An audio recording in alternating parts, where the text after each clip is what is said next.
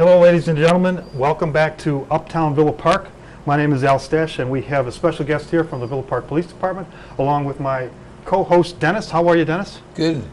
I got to change the camera again, Dennis, because I forgot how tall I was. But tell me what's going on in your life. Anything exciting? No, every day is a different day out here, you know. Yesterday was 81, today it's going to be 54. No wonder people are sick. We want summertime to come quick.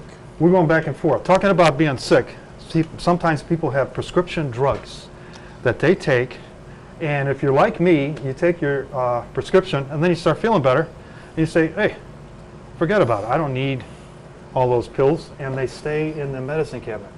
And we've been running a public service announcement for the last couple of weeks about the kind of bad things that can happen when you leave prescription drugs in your medicine cabinet at home, which is someone might grab them and use them when they shouldn't. So we have a guest here that is going to tell us all about how we get rid of prescription drugs here in Villa Park. And it's Sergeant Todd Kubish. Nice to see you, sir. Nice to see you. I know you're on duty, so we're going to get this going here. And if you need to leave, Dennis will move slowly out of the way for you. Okay. Tell us what's going on. We got something going on this Saturday to return prescription drugs. Correct. Once again, this year, the department's going to be hosting a National Drug Take-Back Initiative, which is controlled by the DEA, the Drug Enforcement Agency. It's this Saturday, April 30th, from 10 a.m. to 2 p.m. It's basically a program, basically just exactly what you said.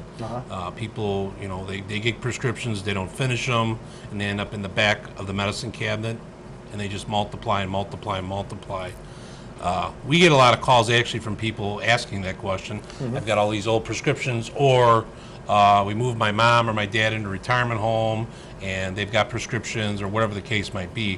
What do we do with them? Yeah. And I think that the old solve to this was to flush them down the toilet or in the sink, which is not what you should be doing. Yeah, and your partner next to you can tell you why. He works the Salt Creek Sanitary I'm District. sanitary district, and we don't want them over there, folks. It goes back into your system again. Yeah, and those types of medications or the chemicals that are in them, you don't filter that kind of stuff out. That's not a primary thing to filter out, right?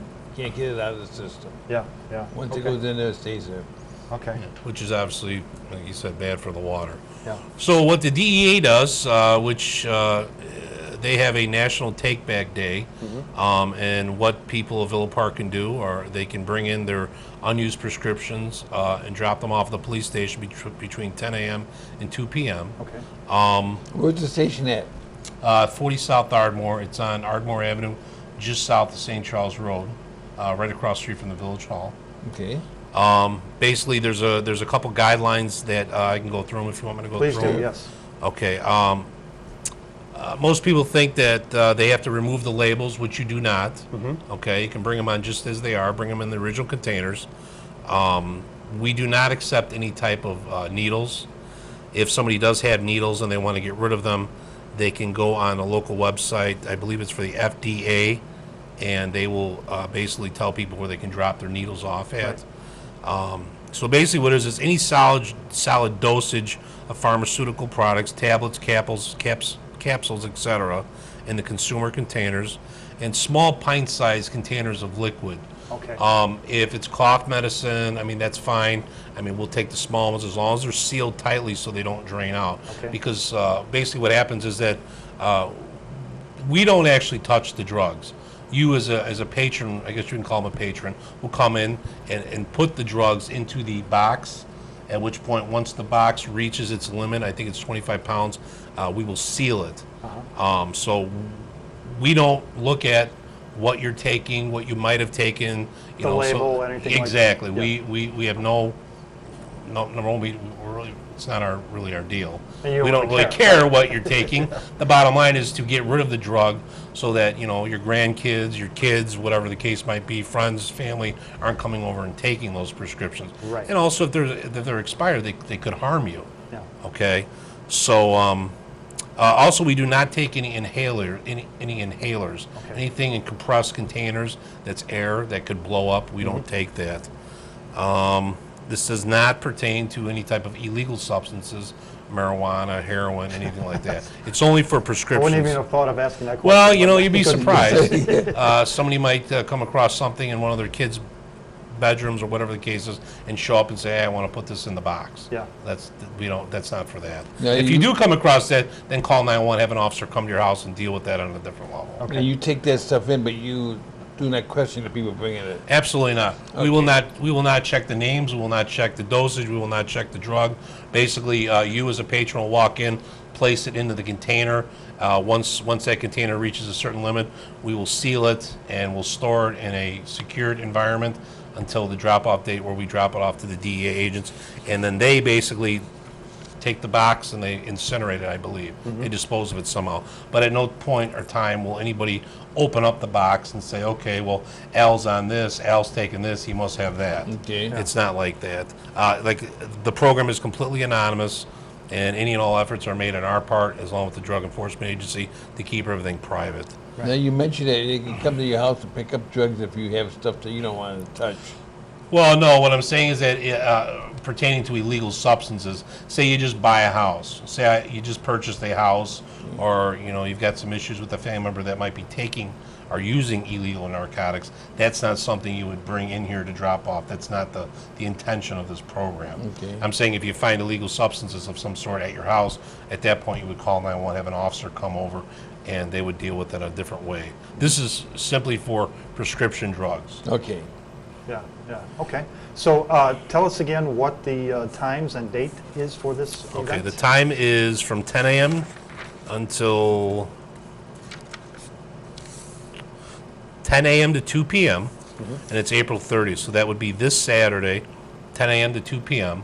And basically, you just walk into the police department. There'll be a little desk set up there with personnel to man it. You just walk in, take your bag, take your box, whatever it might be, and deposit it right in the container. And you walk out. There's nobody asks for your name, nobody asks for your address, nobody asks for anything. Right. The only stipulation is that it has to be a member of the public. If you work for Elmer's Hospital and they're trying to get rid of a box of drugs, they can't drop it off. Yeah. So do people have to show their resident ID? No. No, okay. So they just come in and they don't look like they're a commercial drug dispenser. Correct. This is a federal program. We are like a substation for the actual program, meaning that there's programs set up at all different local police departments. I believe Lombard's doing it. I'm not sure who else is, but it's I not. think Addison has their They might be. constant, yeah. I'm not really sure. Yeah. But it's not Villa Park's program. It's something that the chief of police has decided to enroll us in, that they've done years past. And with his cooperation, village managers, anyone else, we've enrolled in it, which is a good program, though, because we do get a lot of calls saying, hey, I've got these pills. What do I do with them? And we're like, well, we're not really sure. Yeah, yeah. So they do this, I think, once a year or twice a year. And it's a good program. We've actually had a very big turnout. You'd be surprised how many people hear this message or see it in the paper and go, oh, let me clean out the medicine cabinet, which is good. Yeah. Gives you more room for more stuff. Yeah, yeah.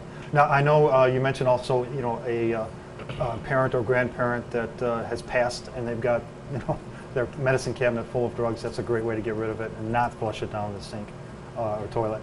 And if you just have one little, dispensed prescription and you don't use it anymore, now's a good time to get rid of it, because as we show in our public service announcement, if it's a pain medication that's morphine-based, people like to take that. Maybe not your son or your daughter or your grandchildren, but somebody that just visits you in the house will Absolutely. see that and they grab that, and that becomes a commodity or something that they want to use as. Well, and you've also got young children. I mean, if you're a grandparent, you've got your grandkids over. They're in the washroom. Say they're of that age where they get into everything. Next, thing you know, I see mommy, daddy, or grandma, and grandpa taking these pills. Let me try one. Now you've got a young child ingesting harmful drugs. You don't want that. That's so bad news. number one, they should always be in a location where somebody can't get to it. And if they're expired, then now's the time to get rid of it. I mean, the pharmaceutical companies will always give you more drugs. Yes. That's not a problem. That's a good job security system for them. Exactly. All right, so this Saturday, April 30th,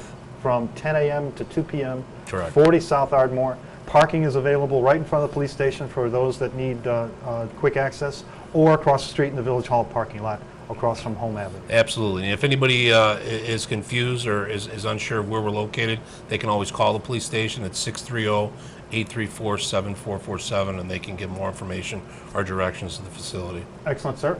look forward to a lot of people taking advantage of this event, and thank you for doing this as part of the police department. And we thank you for publicizing it. It's great. All right. It's a good Good program. to see you, sir. Thank you. We'll get you back out on the street so you can Sir. do your job. Get Thank it, you. go to Okay, work. hold right there, Stay and there. we'll stop what we're doing here.